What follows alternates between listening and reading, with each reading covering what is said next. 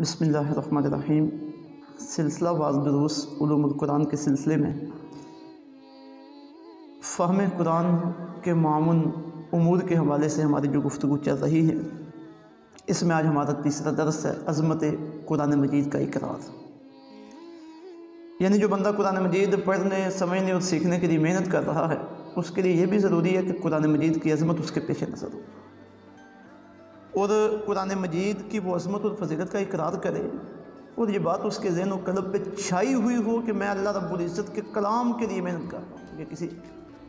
انسان کا کلام نہیں ہے، یہ خالق انسان کا کلام ہے، اور یہ بڑی عظمت والی کتاب ہے، بڑی فضیلت والی کتاب ہے، اور اسی تصور کو وہ اپنے ذہن میں بٹھا کر، اس سے دل سے اس کا اقرار کر کر اس کا مطالعہ شروع کرے۔ اور جب یہ ساری قرآن مجید کی عظمتیں اس کے دل کے اندر موجود ہوں گی تو پھر اس کے لیے محنت کرنے کو بھی اس کا جی چاہے گا کہ یہ اللہ کا کلام اتنا عظیم کلام ہے، اور میرے لیے کتنی بڑی سعادت ہے کہ میں اس کلام کو سمجھوں، میں اس کلام کے لیے محنت کروں، اور میں اس کلام کے طالب علموں میں شامل ہو جاؤں۔ یہ چیز اس کے لیے ذوق کا سبب بنے گی، شوق کا سبب بنے گی، اور پھر وہ مسلسل ان آیات طیبات اور احادیث طیبات کو پیش نظر رکھے جن میں قرآن مجید کی عظمت بیان کی گئی، جن میں قرآن مجید کے کمالات بیان کیے گئے۔ مثلا سورہ البقرہ کی آیت نمبر 2 ہے، اللہ تعالیٰ کے ارشاد گرامی ہے ذالک الکتاب لا ریب فیہ، یہ وہ عظیم کتاب ہے جس میں کوئی شک نہیں ہے۔ یعنی ہے بھی بہت عظیم، بڑی عظمت والی کتاب، اور اس کے اندر جو حقائق بیان ہوئے ہیں ان کے اندر کوئی شک نہیں ہے، کوئی انہیں چیلنج نہیں کر سکتا، بالکل حقیقی اور سچی باتیں اس کتاب کے اندر بیان ہوئی ہیں۔ اسی طرح سورہ الانعام کی آیت نمبر 155، اس میں اللہ تعالیٰ اس کتاب کی عظمت کے حوالے سے ارشاد فرماتے ہیں کہ وَهَذَا كِتَابٌ أَنزَلْنَاهُ، یہ قرآن وہ کتاب ہے جسے ہم نے نازل کیا ہے، مبارکن، یہ بڑی ببرکت ہے، یعنی جس نے برکت حاصل کرنی ہے وہ اس کتاب کو اپنے سینے کے ساتھ لگا دے، اس کتاب کو تھام دے، فَاتَّبِعُوهُ، تم اسی کی پیروی کرو، وَاتَّقُوا، اور اللہ سے ڈرتے رہو، لَعَلَّكُمْ تُرْحَمُونَ، تاکہ تم پر رحم کیا جائے، تم پہ کرم نوازی کی جائے۔ تو بندہ یہ اپنے ذہن میں رکھے کہ یہ برکت کتاب ہے، میرے لیے ساری برکتیں بھی اسی کے اندر ہے، میں نے اسی کی اتباع کرنی ہے، اسی کی پیروی کرنی ہے، اور اسی کے صدقے اللہ رب العزت نے میرے اوپر رحم فرمانا ہے، میری دنیا بھی سنورنی ہے اور میری آخرت بھی سنورنی ہے۔ قرآن مجید کی عظمت کے سلسلے میں حضرت سیدنا علی المرتضیٰ رضی اللہ تعالیٰ عنہ آپ سے مروی جامعہ ترمذی کی حدیث نمبر 2906 ہے، جو امام ترمذی علیہ رحمہ نے فضائل القرآن، باب فضائل القرآن میں ذکر فرمائی ہے۔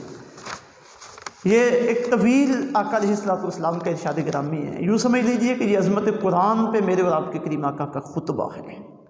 حضرت سیدنا علی المرتضیٰ رضی اللہ تعالیٰ عنہ آپ بیان فرماتے ہیں کہ میں نے آقا علیہ السلام کو فرماتے ہوئے سنا، فرمایا لوگوں سنو، ان قریب فتنے بپا ہوں گے۔ تو میں نے عرض کیا یا رسول اللہ صلی اللہ علیہ وسلم، ان فتنوں سے نکلنے کی صورت کیا ہوگی؟ تو آقا علیہ السلام نے ارشاد فرمایا کتاب اللہ۔ مقصد یہ کہ جب فتنے اس دنیا میں آئیں گے تو جو بندہ اس فتنوں سے محفوظ رہنا چاہتا ہے، جو صراط مستقیم پہ چلنا چاہتا ہے، جو راہ حق پہ رہنا چاہتا ہے، فرمایا وہ کتاب اللہ کو اپنے سینے کے ساتھ لگا دے، کتاب اللہ قرآن مجید کو وہ تھام لے، اس پہ عمل کرنا شروع کر دے، اللہ تعالیٰ اسے فتنوں سے محفوظ رکھیں گے۔ پھر حضور نے ارشاد فرمایا اس قرآن مجید میں تم سے پہلے لوگوں کی خبریں بھی ہیں اور تمہارے بعد آنے والے لوگوں کی خبریں بھی ہیں، یہ تمہارے درمیان حکم ہے، فیصلہ کرنے والی کتاب ہے، یہ حق و باطل کے درمیان فیصلہ کرنے والی ہے، یہ بے فائدہ نہیں ہے۔ جس متکبر نے بھی اسے ترک کر دیا، یعنی اس کی طرف توجہ نہ کی، فرمایا اللہ تعالیٰ اسے ہلاک کر دے گا۔ جس نے اس کے علاوہ کسی اور چیز میں ہدایت تلاش کی تو فرمایا اللہ اسے گمراہی میں رہنے دے گا، پھر اسے ہدایت نہیں مل سکتی جو قرآن کو چھوڑ کر کسی اور جانب چلنے کی کوشش کرے گا۔ فرمایا یہ اللہ تعالیٰ کی مضبوط رسی ہے، یہ حکمت آمیز نصیحت ہے، یہ صراط مستقیم ہے، کسی زبان کا کلام اس سے مشابہ نہیں ہے، علماء کبھی بھی اس سے سیر نہیں ہوں گے، بار بار پڑھنے کے باوجود وہ اس سے اکتائیں گے نہیں، اس کے اسرار کبھی ختم نہیں ہوں گے۔ جنوں نے جب اس کتاب کو سنا تو وہ فوراً اس کے اوپر ایمان لے آئے، اور انہوں نے بے ساختہ کہا کہ بے شک ہم نے حیرت انگیز کلام سنا، جو صراط مستقیم کی طرف ہدایت دیتا ہے، اور ہم اس پر ایمان لے آئے۔ جس نے اس کے مطابق کوئی بات کی اس نے سچ کہا، جس نے اس پر عمل کیا اسے اجر دیا گیا، جس نے اس کے مطابق فیصلہ کیا اس نے عدل کیا، اور جس نے اس کی طرف دعوت دی وہ صراط مستقیم پر ہے اور ہدایت یافتہ ہے۔ اس طویل حدیث پاک میں آقا علیہ السلام نے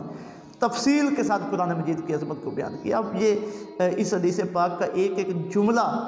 اپنے اندر ہزاروں معنی اور مفاہیم رکھتا ہے، اور قرآن مجید کی عظمت کے کئی گوشے ہمارے سامنے کھولتا ہے۔ یہی آخری کلام ہے اللہ تعالیٰ کا دنیا کے لوگوں کے لیے، اور پھر اس سے بڑھ کر کیا خوش قسمتی ہو سکتی ہے اہل اسلام کی اور کائنات انسانی کی کہ اس وقت اس امت کے پاس اللہ تعالیٰ کا کلام بغیر کسی کمی پیشی کے موجود ہے۔ جس انداز میں نازل ہوا تھا بالکل وہی الفاظ، وہی حروف، وہی طریقہ کار جو آقا علیہ السلام نے طے کیا تھا اس وقت، مکمل طور پر اسی انداز میں آج امت مسلمہ کے سامنے موجود ہے، ہاتھوں کے اندر ہے اور بابرکت ہے، اور اس کے فوائد بالکل دو جمع چار کی طرف ہماری نگاہوں کے سامنے ہیں۔ لوگ فوائد اٹھا رہے ہیں، اور پھر کبھی انسانوں کے ذہنوں میں یہ باتیں آتی ہیں کہ انبیاء کرام علیہ السلام آتے رہے، انہیں اللہ معجزے عطا فرماتا تھا، تو کیا یہ اچھا ہو کہ کسی نبی کا معجزہ ہم اپنی آنکھوں سے دیکھیں؟ جو سابقہ انبیاء کرام علیہ السلام تھے جب وہ دنیا سے تشریف لے گئے تو ان کے معجزے بھی ساتھ ہی چلے گئے، ختم ہو گئے۔ لیکن امت مسلمہ کے لیے یہ بڑی خوشخبری کی بات ہے اور بڑے نصیب کی بات ہے کہ ہمارے محبوب مکرم جناب سیدنا محمد مصطفیٰ صلی اللہ علیہ وسلم آپ کے جو معجزات تھے ان میں سب سے بڑا معجزہ قرآن پاک تھا، اور اللہ کا فضل و کرم ہے کہ اس سرکار کا یہ معجزہ آج بھی امت کے ہاتھوں میں ہے۔ یہ بڑی خوش نصیبی ہے اور یہ قرآن مجید کی عظمت ہے۔ آج ضرورت ہے کہ اس عظمت کو ہم سمجھیں، اسے اپنے پیش نظر رکھیں، اور پھر قرآن مجید کو سمجھنے کے لیے محنت کریں، کوشش کریں، مشقت کریں۔ اللہ تعالیٰ راستے کھول دے گا اور یہ منزل تک ہمیں پہنچائے گا۔ وما علینا الا البلاغ۔